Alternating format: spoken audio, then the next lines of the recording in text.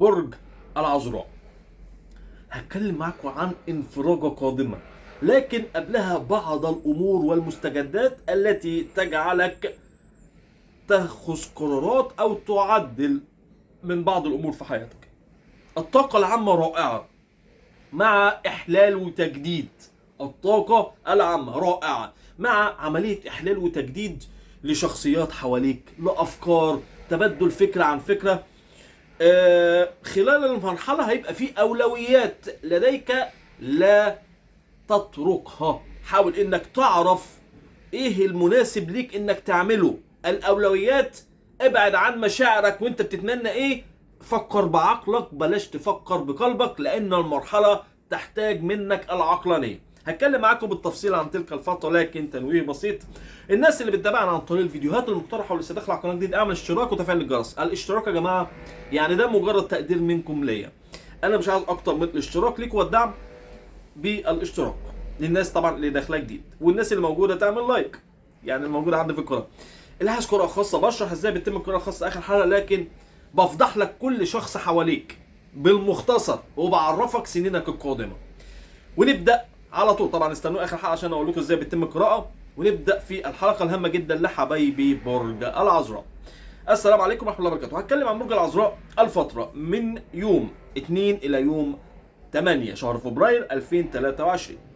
هنتكلم في البدايه عن ان القمر في برج السرطان الذي يمثل لك البيت الحادي عشر من يوم 2 و3 ينتقل القمر الى برج الاسد ايام 4 و5 الذي يمثل لك بيت نوعا ما صعب والبيت الثاني عشر. بعدها تحدث الانفراجه الكبرى وانتقال القمر الى برجك ومين قدك. ناخدها جزء جزء ونقول في البدايه وجود القمر في برج السرطان الذي يمثل لك البيت الحادي عشر. ماذا يحدث لحبايبي برج العذراء؟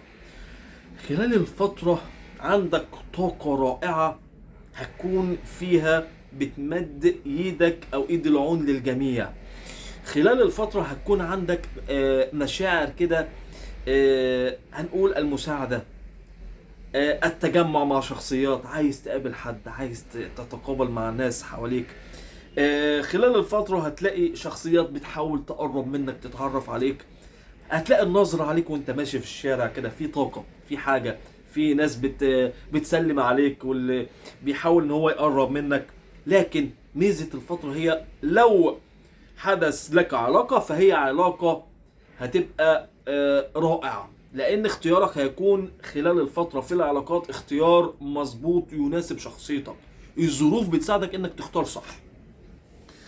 خلال الفترة ايضا يحدث سفر او فكرة السفر، طاقة السفر كده.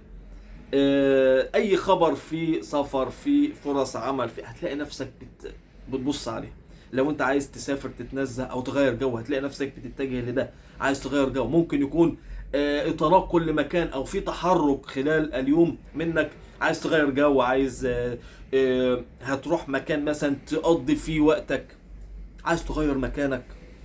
ايضا الفترة مناسبة جدا لحل المشاكل، يعني لو عندك مشكلة ما، لو عندك توتر، لو عندك قلق، خلال الفترة فترة مناسبة لده. ممكن تحل، عندك قدرة على اثبات وجهة نظرك، عندك الحلول الوسط الرائعة، عندك القدرة على الاقناع، القدرة على الاقناع.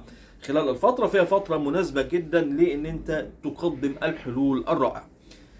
ايضا خلال الفترة يحدث لكم زي ما قلت كده أمنية ما من الممكن أن تتحقق.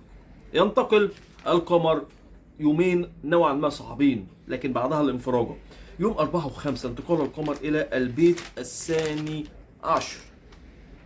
ماذا يحدث مع حبايبي برج العذراء؟ بصوا بقى عشان نكون واضحين، دي فترة أو مرحلة كده ممكن تكون مطب. يعني إيه؟ خلال الفترة توقعوا او ما نحاولش ان احنا نحط نفسنا في طريق ونتمسك بيه. لو حصل اي مستجد او خطة مثلا انت عايز تعملها وحصل مستجد واضطريت انك تغير الخطة دي، اضطريت انك ما تروحش مكان كنت المفروض مخطط انك تروح له، اضطريت انك تلغي عقد او تغير فكرة بيع وشراء. فكل تغيير له دلالة، كل التغيير يحدث هيكون بالفعل هو الفعل الصائب. ما تحاولش ان انت تعارض اي حاجة تختلف معاك، لان الفترة بتجعلك تختار او ممكن تجبرك على طريق جديد، ومن الممكن ان يكون الاصلح ليك. ما تعاندش الدنيا من الاخر، يعني خلي الامور كده ماشية من غير ما تعاندها. خلال الفترة العين عليك، احذر من استغلال اخطائك. المفاجآت الغير متوقعة واردة خلال فترة. عودة قلق او مشاكل لا تسمح، يعني لا تسمح بعودة مشكلة، لا تسمح بعودة توتر او قلق. لا تفتح مواضيع، يعني حتى المواضيع ما تتكلمش فيها خلال الفترة لو مواضيع فيها مشاكل سابقا او عتاب. حافظوا على الاسرار خلال المرحلة، ولا تجعلوا احد يعلم خططكم القادمة. لا تجعلوا احد يعلم خططكم القادمة. طيب ننتقل الى اخر فترة، الفترة الاكثر حظا، انتقال القمر الى برجكم، برج العذراء. حبايبي برج العذراء، انت في افضل الفترات حال، ومن اكثر الفترات تغيير للاحوال. فتواجد القمر في برجكم اخر 3 ايام يجعلكم انتم الاكثر حظا، انتم الاكثر قدرة على التعبير، انتم الاكثر لفتا للنظر من الجميع. خلال الفترة هيبقى عندك حلول لأزمة أو الوصول لتحقيق الأمان. كلمة الأمان في أمر ما في حياتك بعد ما كنت قلقان.